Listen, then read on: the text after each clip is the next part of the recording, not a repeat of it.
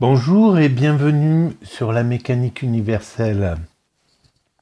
Donc aujourd'hui nous sommes le jeudi 13 septembre 2018. Je sais toujours pas plus les dates qu'avant. Et je lis donc ce livre, voilà, Socrate par Claudius Prat. Bon, c'est curieux, ça envoie le truc à l'envers. Bon, c'est comme ça. Alors, c'est la deuxième partie. Je continue ma lecture. Héraclite, je reprends un petit peu en avance. Héraclite se montra moins absolu. Il se servait du nom de Jupiter pour désigner l'être divin. Il parlait d'Apollon avec respect et admettait la possibilité de la divination. Mais il n'en faisait pas moins des réserves significatives. Il reprochait à Hésiode sa distinction des jours fastes et néfastes. Il s'élevait avec énergie contre les orgies dionysiaques et condamnait à la fois le culte des images et l'usage des sacrifices, ces deux colonnes de la religion hellénique. Donc ça serait intéressant de savoir qu'est-ce que c'était que ces orgies dionysiaques contre lesquelles Héraclite s'élevait. Voilà. Il affichait d'ailleurs un mépris transcendant pour les opinions du vulgaire. À son dire, la plupart des hommes vivent comme le bétail. Inutile de leur enseigner la vérité, elle leur paraît incroyable. Ils lui préféreront toujours d'agréables mensonges, comme l'âne préférait le son à l'or. Le bavardage des poètes, voilà ce qu'il leur faut. Or, un tel langage ne pouvait que d'éteindre fortement sur les croyances mythologiques alors régnantes. Il en était la condamnation en bloc. Démocrite ne se contentait pas de rejeter les dieux populaires comme autant de fictions. Il essayait de montrer comment ces fictions s'étaient formées. Et sa théorie a une vraie valeur psychologique. Fustel de Coulanges n'a pas craint de la reproduire dans la cité antique. Les dieux de l'Olympe n'étaient pour lui que des personnifications, des phénomènes de la nature physique ou de l'âme humaine. Les premiers hommes furent vivement impressionnés par le bruit du tonnerre, par la vue des éclairs, des comètes, des éclipses, de soleil et de lune. Et ils en conclurent spontanément que ces différentes forces, qui les dépassaient en puissance, contenaient autant de volontés supérieures. Ils remarquèrent aussi dans l'intimité de leur être des énergies qu'ils ne pouvaient dominer qu'avec peine, ou qu'ils ne dominaient pas du tout. Les pulsions, voilà, et ils les divinisèrent à leur tour. C'est ainsi que Zeus représentait la région supérieure de l'air, Pallas la sagesse et Bacchus la volonté, la volupté. Voilà, c'était en fait les dieux représentaient des pulsions, d'après ce que je comprends, des pulsions, les pulsions qui étaient plus ou moins incomprises, qui étaient plus fortes que l'homme, la colère, la volupté, etc., le narcissisme. Mais, étrangement, les mythes, comme par exemple le mythe de Narcisse, expliquaient déjà de manière tout à fait sophistiquée les problèmes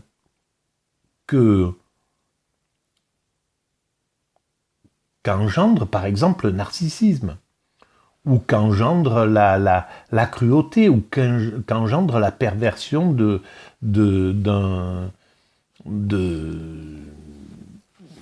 Minotaure, par exemple, etc. Donc, c'était déjà extrêmement compris, je trouve, à travers le mythe. Donc, peut-être que là, ces dieux, ou alors, les dieux, de toute manière, dataient d'avant cette compréhension-là, ou du moment où il y a eu cette compréhension. À partir du moment où les hommes ont compris, ont détecté ces caractères psychologiques, il fallait vraiment le faire, de comprendre qu'un homme qui se regarde trop et que certains hommes se regardent trop, ont une telle image d'eux-mêmes qu'ils en deviennent amoureux, ils peuvent, et ça leur porte préjudice, qu'ils peuvent en mourir en somme. Donc les Grecs étaient extrêmement pointus vis-à-vis de tout ça. Il y avait d'ailleurs dans le mouvement philosophique qui précéda Socrate quelque chose de plus foncièrement funeste à la religion traditionnelle que ses attaques directes. C'étaient les théories auxquelles il avait donné lieu. Qu'avait à faire la philosophie du devenir, la philosophie de l'un et celle du nous, d'Anaxagore, avec cette mythologie exubérante qui peuplait de dieux le ciel et la terre, la mer et les fleuves, les sources et les bois. Il y avait des dieux pour toutes choses. La réflexion, dès ses premiers pas, entra en contradiction avec la théologie des prêtres et des poètes. Et le conflit, une fois déclaré, alla s'aiguisant de plus en plus jusqu'au divorce le plus complet et le plus irrémédiable. À mesure que la raison hellénique prit d'elle-même une conscience plus claire et plus profonde, elle se convainquit davantage qu'il n'y avait plus à regarder en arrière, qu'il n'y avait plus à regarder la vieille religion. L'esprit critique gagna les poètes eux-mêmes, soit en vertu d'une sorte d'endosmose plus ou moins consciente, soit par suite des relations qu'ils eurent avec les philosophes. Pindare célèbre encore la grandeur des dieux, les exploits des héros et la grâce des muses aux cheveux bouclés. Pindare était encore de l'ancien régime, mais il ne le fait pas avec la naïveté d'un Homère et d'un Hésiode, qui était encore avant. On le voit de temps à autre mêler à ses chants des réflexions restrictives qui ne sont plus celles d'un spontané. Il croit que, grâce aux inventions ailées d'Homère, la renommée d'Ulysse est devenue plus grande que ses malheurs. Il n'hésite pas à rejeter les récits des poètes d'autrefois, lorsqu'il blesse les idées plus pures qu'il ne se fait lui-même de la puissance infinie et de la sainteté des dieux. Il y a des merveilles véritables, dit-il dans la première olympique, mais il faut bien avouer aussi qu'on ne laisse entraîner au-delà du réel par le mensonge brillant de la fable, qu'on se laisse entraîner. La poésie qui donne du charme à tout ce qu'elle touche répand sur ses fictions une beauté persuasive, et l'incroyable même y devient digne de foi. C'est ce que reprochait, je pense, Platon aux poètes, etc. C'était de travestir, en fait, et d'éloigner de la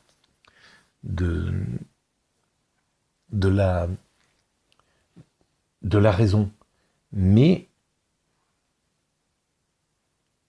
ça serait à réfléchir, parce que c'est une autre chose qu'amène la poésie. Aujourd'hui, la poésie contemporaine, elle amène autre chose que la littérature, elle amène autre chose que la philosophie, et pourtant elle est très proche de la philosophie.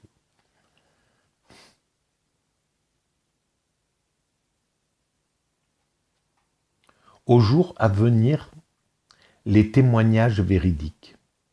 Il convient toutefois de ne prêter aux dieux que de bonnes actions, moindre alors est la faute. La 9e olympique, chantée en l'honneur d'Épharmoste d'Oponte, contient aussi une pensée de même nature. Le poète se met à raconter le combat d'Hercule contre Neptune. Apollon et Pluton, puis, tout à coup, il interrompt son récit par cette remarque inattendue. Mais laissons en dehors des immortels la guerre et tout combat. Ne mêlons pas la guerre et le combat dans l'esprit des dieux. Donc déjà, il tente de dissuader la pensée de l'époque de voir les dieux comme elle était représentée par les religions établies, c'est-à-dire de façon archaïque en fait, Et en fait, c'est ce qu'on reproche aujourd'hui aux religions de mal d'interpréter les dieux de façon primitive, quoi. Hein, voilà, c'est ce qu'on peut retrouver chez les fondamentalistes de toutes les religions. Ils prennent les écrits au pied de la lettre et c'est pas bien, quoi. Déjà, voilà, à cette époque-là, les dieux, on les incluait dans la guerre, la violence, les choses affreuses de l'être humain. Et lui préconise qu'on les laisse hors des guerres et de tout combat. C'est-à-dire, n'exposons pas les vices et les faiblesses des dieux, ne les représentons pas déchirés par la discorde. Il ne peut y avoir de guerre civile dans l'Olympe. Il ne peut y avoir de guerre civile dans le ciel, entre les dieux. Pindare se révolte déjà contre le passé et le présent, et c'est de l'avenir qu'il attend la condamnation des erreurs en vogue. Il est en passe de rompre avec les rêves mythologiques. Euripide fait un pas de plus. Avec lui, la rupture est complète. Les dieux, dans son théâtre, ne sont plus que des expédients tout trouvés et des cadres où se meuvent les passions humaines. Il ne se résigne pas à adorer des êtres qui se sont souillés de honteuses actions. La divinité pour lui n'est rien de ce qu'ont chanté les vieux poètes. Elle existe par elle-même, elle est éternelle, elle est immense, et il n'y a pas de maison bâtie de main d'homme qui la puisse enfermer dans l'enceinte de ses murailles. Elle est invisible et comme revêtue de rayons de la lumière et des voiles de la nuit. Tandis qu'autour d'elle court éternellement le cœur innombrable des astres. C'est quand même puissant. Mais du fond de son mystère impénétrable, elle voit tout. La divinité. Impossible de lui supposer une défaillance morale quelconque, car elle est l'indéfectibilité sainteté. C'est elle aussi qui a formé l'harmonieux assemblage de tout ce qu'enveloppe le tourbillon du ciel. Et ce qu'elle a fait en toute sagesse, c'est également avec sagesse qu'elle le gouverne. Donc déjà, il élève Dieu au niveau de ce que les monothéismes vont faire. À toi, maître souverain, j'apporte mes libations, mes offrandes, sous quelque nom que tu préfères être invoqué, Jupiter ou Hadès. C'est toi qui, parmi les dieux du ciel, tiens le sceptre de Zeus. Toi qui gouvernes le royaume de Pluton, envoie ta lumière à l'âme des mortels qui veulent, avant la lutte, apprendre d'où leur vient le mal, quelle en est la racine, et qui, parmi les immortels, ils doivent fléchir par des sacrifices pour trouver le terme de leur souffrance. Un tel langage et de telles idées faisaient le scandale des Athéniens. Lorsqu'on représenta le Bellérophon, le peuple, à un moment donné, se mit en devoir de lapider les acteurs. Il fallut, pour les sauver, que l'auteur parût sur la scène en s'écriant « Attendez, attendez, il le paiera bien à la fin !» Il y eut un incident analogue à propos de l'Ixion, et le poète dut modifier le premier vers de sa Ménalippe, que l'on trouva trop peu respectueux pour Jupiter. Mais des protestations de ce genre n'empêchaient pas ces pensées innovatrices d'aller jusqu'aux âmes. Et elles y pénétraient comme un dissolvant irrésistible de toutes les croyances admises jusqu'alors. Aristophane prend une attitude moins nette que celle d'Euripide. C'est un conservateur indigné qui n'omet aucune occasion de charger les radicaux et les progressistes de son temps. Ah ben tiens, tu vois, c'est curieux. Il faisait partie des conservateurs. Alors, ça me permet de dire que l'humanité évolue grâce à la poussée entre les conservateurs et les progressistes. Et donc les deux sont autant utiles. Alors moi, bien sûr, par conviction personnelle, par préférence, je trouve que les progressistes sont plus importants que les conservateurs. Et c'est faux. Les deux sont importants. Et pourtant, on aime critiquer les conservateurs, du point de vue où je me situe, où ma famille de pensée se situe. Voilà, on en veut un peu à un George Bush, à un Vladimir Poutine, à un Trump. Et pourtant, leur action est aussi importante que celle des progressistes. Et c'est la lutte de ces deux forces qui font que l'humanité progresse. Alors, progresse vers sa perfection. Alors, évidemment, quand dans un moment de l'histoire, les progressistes sont trop en avance, ça a été le cas du marxisme, du communisme, ça pose un problème, parce que la mentalité n'est pas encore prête pour accepter ce qu'ils amènent. Donc, quand c'est au niveau de l'art, ça fait des scandales, mais ça reste dans un comité un petit peu fermé. Voilà, les impressionnistes, ils amènent une nouvelle façon de penser. Alors, les vieilles pensées encore bloquent sur ça, mais ça se situe dans une exposition, au Grand Palais. Voilà, il y a quelques remous à ce niveau-là, mais ça touche pas la population.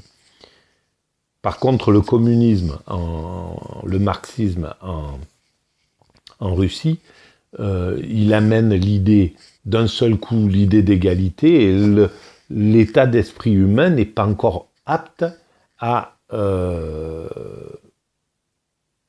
entendre, à adopter ce concept. Ce concept, il est novateur, et il sera juste dans quelques siècles, dans quelques décennies, dans quelques temps, quand l'humanité aura atteint sa perfection, l'égalité, elle sera accomplie. Mais, et peut-être que un petit peu avant, l'égalité sera beaucoup plus admissible pour le cerveau humain de nos descendants qui auront été préparés d'une certaine façon par rapport au cerveau actuel. Donc, cette lutte, elle est là. Mais, et quand c'est les traditionalistes, les conservateurs qui ont le pouvoir absolu, comme c'est le cas actuellement, par exemple, eh bien, ils ravagent tout ce qui était... Ça, c'est intéressant, tiens, d'ailleurs, je viens de comprendre une chose. Donc, ils ravagent tous les acquis sociaux qui étaient progressistes, des progressistes. Et donc, ils veulent ramener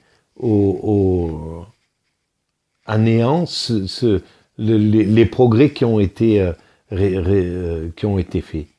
Alors, c'est curieux, hein, parce que c'est pas eux qui gagnent, quoi qu'il arrive. C'est-à-dire que ils vont faire reculer, là, c'est clair, on est dans ce moment de recul. Et c'est une catastrophe de voir ça quand on est conscient de ce recul. Ça nous révolte, c'est révoltant de voir tout ce que, depuis 1980 à 2018, tout ce que le patronat a regagné sur les acquis sociaux en se régalant du tour qui jouait aux ouvriers, mais c'est affreux de voir cette chose-là. Et on a l'impression que beaucoup de gens pensent que s'ils baissent les bras, ils disent c'est fini, on a perdu, enfin, et c'est pas vrai. Non, il va y avoir un changement et les progrès vont être encore plus considérables. Ce recul, il est là, il sert, il est important, mais enfin, c'est pas lui qui mène la route. En fait, c'est pas le conservateur qui mène la route, il est juste là pour contrarier le progrès, pour contrarier les progressistes, pour empêcher que les progressistes aillent trop vite, etc., pour contrebalancer. Mais la vraie ligne, les vrais, la vraie forme de pensée qui est dans le mouvement de l'évolution humaine, c'est les progressistes. Ça, c'est intéressant, c'est très intéressant. Voilà. Bon, ben on est arrivé au bout de notre deuxième lecture.